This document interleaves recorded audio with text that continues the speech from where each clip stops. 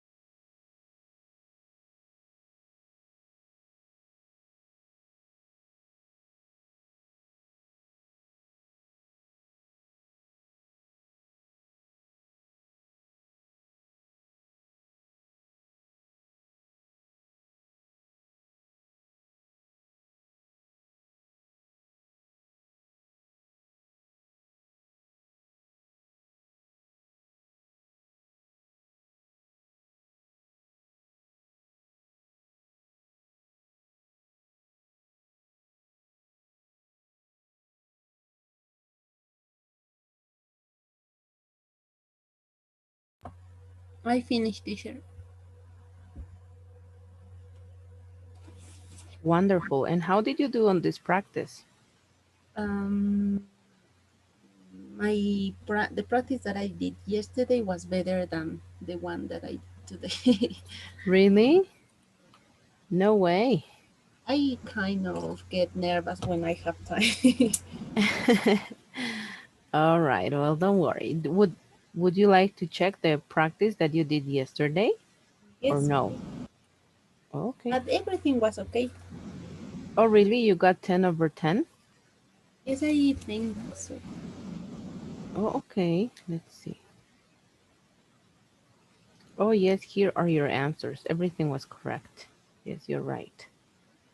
Okay, well, if everything was correct, then I think we can move on. Well, here we have like a summary of the third conditional. It says here, the if clause comes first. No, this is something very important that we have to take on account whenever we are talking about conditionals. And a comma is usually used. If the if clause comes second, there is no need for a comma, right? Yes, if is in the middle, no need for comma. And here we have examples, no? We would have gone water skiing if the weather had been good. No comma.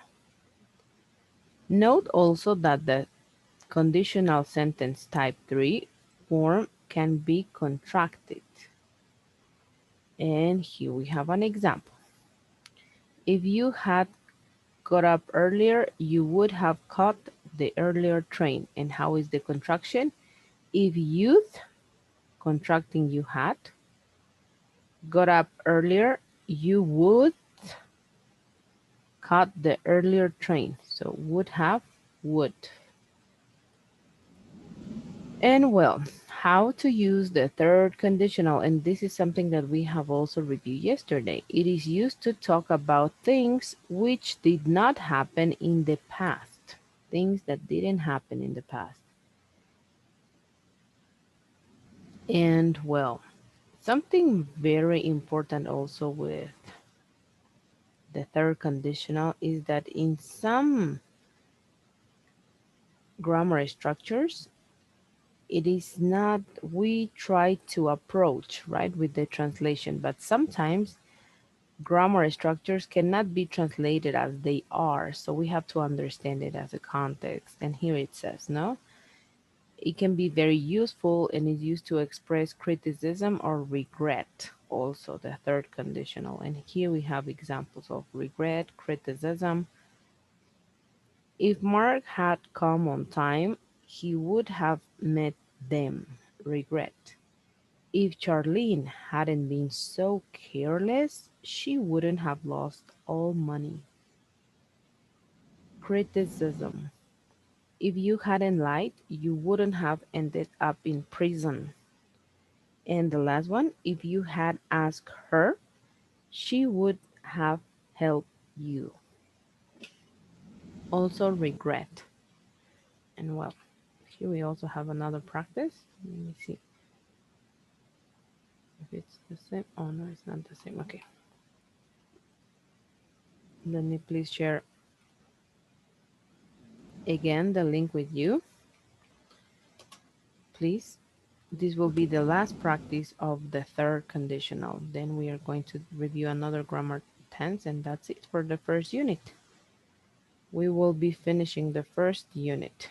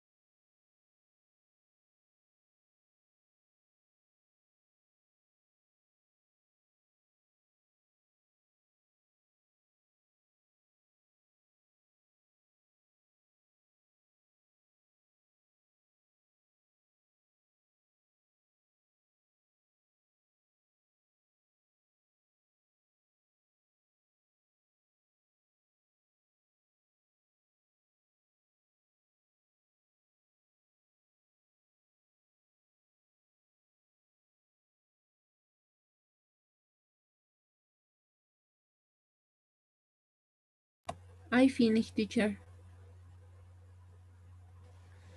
Great. And how did you do on this second practice? I have two mistakes. One is because I didn't type very well, and the other I am trying to understand why. Oh, if you want, we can check right now. Okay, teacher, please. Exercise number three. Sure.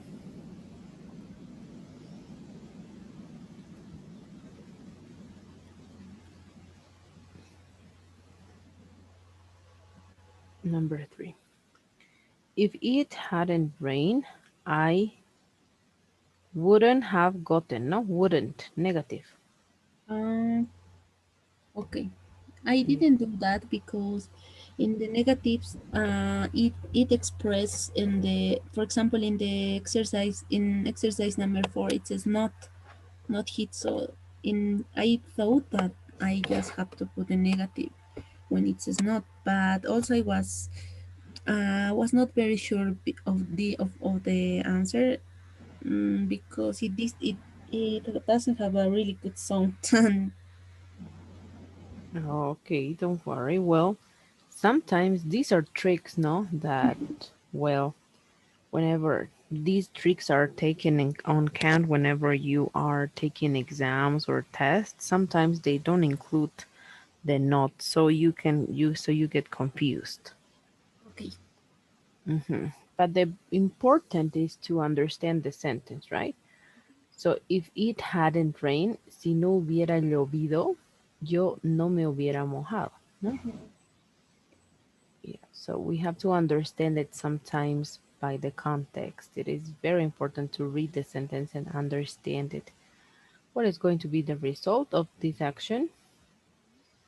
So, all right. Yeah, those were your only mistakes, but you're doing great. So don't worry, okay? Let's please move on, please. And the next grammar structure that you're going to be reviewing is the use of the be supposed to. Well, there are two ways that we can use the be supposed to structure because, as you know, be is related to the verb to be, right? This be. And it can be in the present or in the past, as you see here. When do we use be supposed to in the present? Well, we use it in the present to talk about an activity or event that is expected to occur or to happen. And here we have examples. We need to have the subject, the verb to be that corresponds, and the use of the be supposed to, no, followed by a verb and the complement. He is supposed to bring his book. The flight is supposed to leave at 10. So we are talking about activities or events that are expected to happen, no, or to occur. Here, when do we use the be supposed to in the past?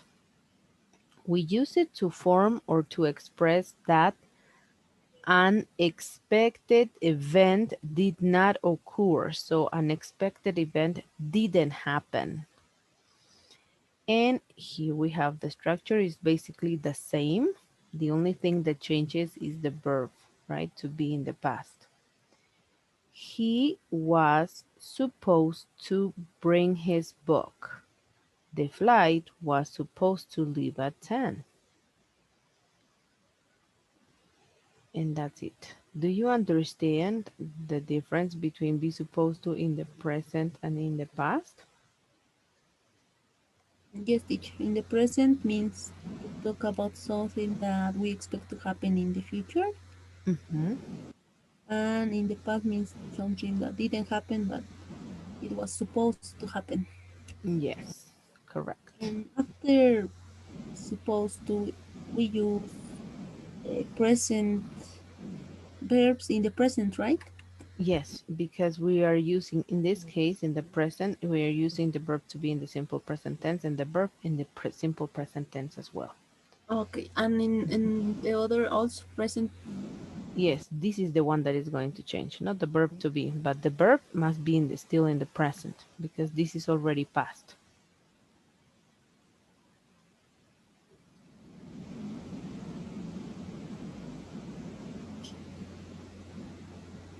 All right. Any other doubt or question maybe about this? Be supposed to? When we talk about the third person, for example, he was supposed to bring. We don't have to use the verb as referring to the third person, right? For example, it wouldn't be okay to say he was supposed to cry. It it is he was supposed to cry. Yes. Why? Because if you remember the simple present tense, whenever we are adding s to the verbs, we don't use the verb to be. When we add what, teacher? Whenever we are talking about the simple present tense, whenever we are talking about she works, they play, he studies, why do we add s to the verb? Because we don't use the verb to be. But here you are using the verb to be. Was is the verb to be, right? Okay, I understand. Das, no, das is the auxiliary of the simple present tense. So Yes, that's why. Because you are using here the verb to be, that's why the verb must be in the base form. Otherwise, if you weren't using the verb to be, yes, of course, you could add because that's the simple present, right? With do and does. But here you're using the verb to be. And if you're using the verb to be, you cannot add s to the verbs. okay, thank you, teacher. You're welcome. All right, let's please work on the practice. So in this practice, you will review only the be supposed to in both of the cases. All right, there you go. Please let me know when you finish. All right, and in case you have any doubts or questions as well.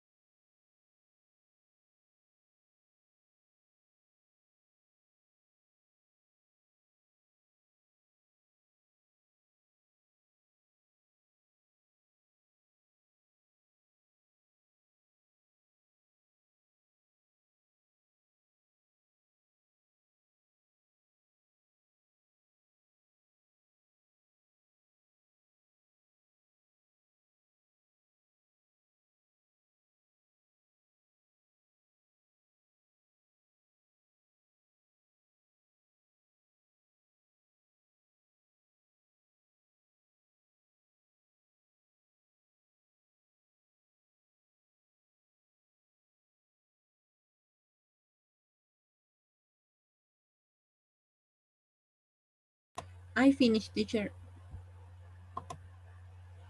All right. And how did you do on this practice of be Got supposed to? 9/10.